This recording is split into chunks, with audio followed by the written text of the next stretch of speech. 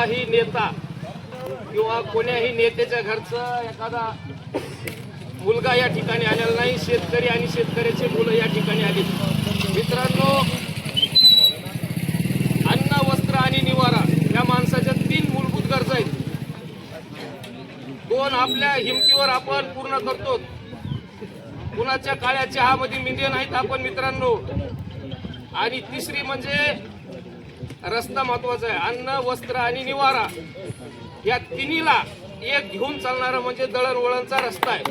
हे रस्ता जर आपल्याला नसेल तर आपल्या ह्या तिन्ही मूलभूत गरजांचा काही उपयोग नाही असं मला वाटतंय. मित्रांनो, हे जे झोपलेलं सरकार आहे, आपण निवडून दिलेले आमदार खासदार आहेत, हे आपल्याकडे डोकावून सुद्धा बघायला तयार नाहीत मित्रांनो. का नाहीत? कारण त्यांनी आपल्या सर्वांना विकत घेतलंय असं त्यांना वाटतंय. पण आपण विकलोत का नाही हे आपल्या स्वतःच्या मनाला माहिती मित्रांनो. काही गावगावचे पुढारी बोटावर मोजणे इतकेच आहेत.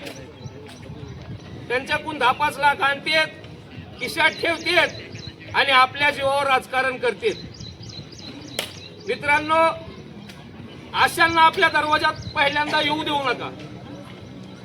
कारण ते या ठिकाणी कुणीच आलेले नाहीत. एक आपल्याला या रस्त्यानं रात्रंदिवस वागायचंय म्हणून तुम्ही सगळे रमेश भाऊच्या हाकेला या ठिकाणी धावून आलेले. उत्तम दादा माने आलेत आमचे नेते. त्यांची काही गरज नाही तरी सुद्धा आलेत ते या ठिकाणी. काही महिला सुद्धा जमल्यात मित्रांनो. काही पेशंट जाणारे आपण थांबवून धरलेत. प्रशासन झोपलेलं आहे. गेंड्याचं काताड पांघरून झोपलेलं हे सरकार आहे मित्रांनो. अभिजित दिपके याने किती मोठं संघर्ष उभा केला. दिल्लीच्या ठिकाणी आपण पाहिलं मित्रांनो, जंतर मंतरच्या ठिकाणी न्याय जर पाहिजे असेल तर घरी बसून मिळत नाही मित्रांनो. रस्त्यावर उतरावं लागतंय. आणि त्या ठिकाणी काय झालं काय नाही ते आपण सगळ्यांनी डोळ्यानं बघितलंय.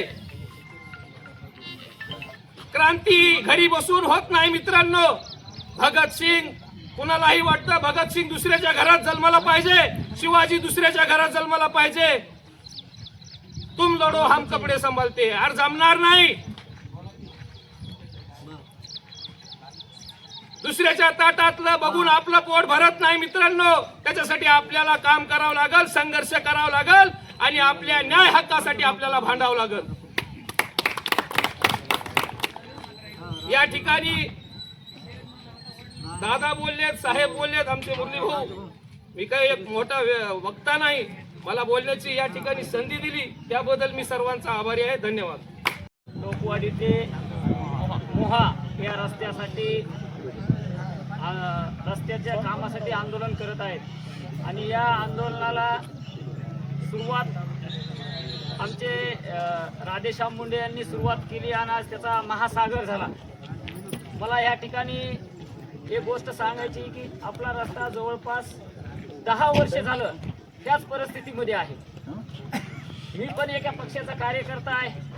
आता तिथं माने सरांनी असेल कुणी सांगितलं की पक्षाचे जोडे बाजूला ठेवा. मी पक्षाचा कार्यकर्ता आहे. पण खरोखर एक विचार करण्यासारखी गोष्ट आहे. पक्षाला आम्ही कोणत्याही पक्षाला मतदान करते वेळेस आमचं सर्कल हे सगळ्यात नंबर 1 ला असते. आणि रस्त्याच्या कामामध्ये आम्ही सगळ्यात पाठीमागं का राहतो याचा सुद्धा आम्ही सर्वांना विचार करावा लागेल. त्याचबरोबर प्रशासन जे आहे त्या प्रशासनाला आमच्या रस्त्याचं काही देणं घेणंच राहिलं नाही. कारण काय झालंय, टोकवाडी पासून नागापूरपर्यंत रस्त्याच्या कडेनं वीटभट्टीचा पूर्ण त्रास आमच्या गावाला सगळ्या लोकांना होत आहे. त्याचबरोबर कोणत्या गावची पाईपलाईन चालली, डांबराच्या कडेला खिंडून पाईपलाईन चालू, नवीन रस्ता झाला फोडायला चालू. त्याच्यावर प्रशासन काय लक्ष द्यायले, काय करायला प्रशासन.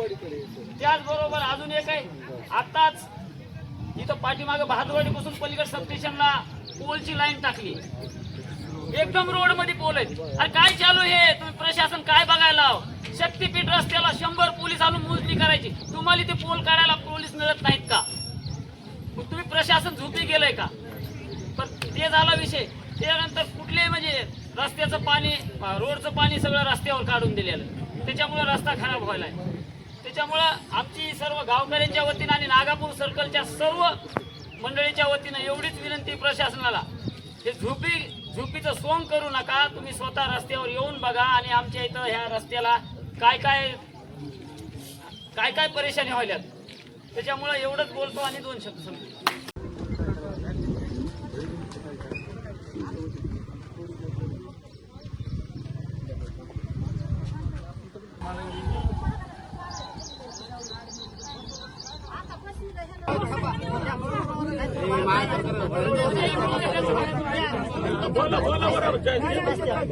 ऐका आता एक आहे, तुम्ही गुत्तेदाराचं नाव सांगू नका. ऐका, तुम्ही मुरुम भरण्याचा कार्यक्रम तुमचा करा. ऐका, तुम्ही तुमच्या खिशातून द्या की तुमच्या पगारीतून द्या. एखादं बोलल्यावर दुसरं थांबा जरा 1 मिनिट. तुम्ही तुमच्या खिशातून द्या किंवा तुम्ही देणगी मागा, आम्ही तुमच्या सोबत येतो. उदाहरण, पण मुरुमाचे पूर्ण खड्डे टोटल जिथवर आपला रस्ता सांगितला आहे नाही एवढा भरून द्यायचं काम मोहेपर्यंत